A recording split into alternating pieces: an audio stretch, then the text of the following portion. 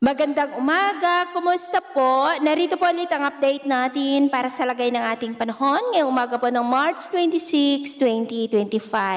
Sa ngayon ay patuloy pa rin natin na binabantayan ang isang sama ng panahon na nasa silangan ng Mindanao, about 378 km east of Mati na nagpapaulan na ang trough niyan sa ilang bahagi ng Eastern Visayas at coastal areas ng Surigao provinces.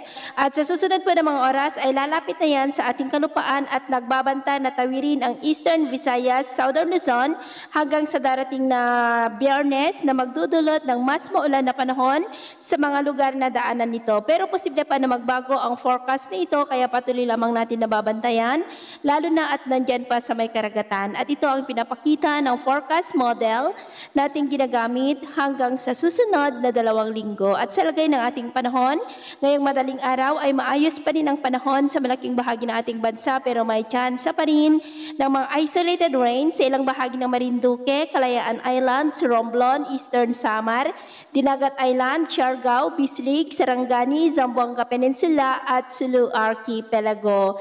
At mamaya ay sisikat po ang araw sa malaking bahagi ng ating bansa pero may chance pa rin ng mga cloudy skies with isolated rain sa may Samar provinces, Leyte, ilang bahagi ng Bohol, northern part ng Cebu, Surigao del Norte at Sulu Archipelago. At mamayang hapon, may chance pa rin ng mga pag-ulan sa ilang bahagi ng ating bansa lalo na dyan sa may Mindanao at Eastern Visayas.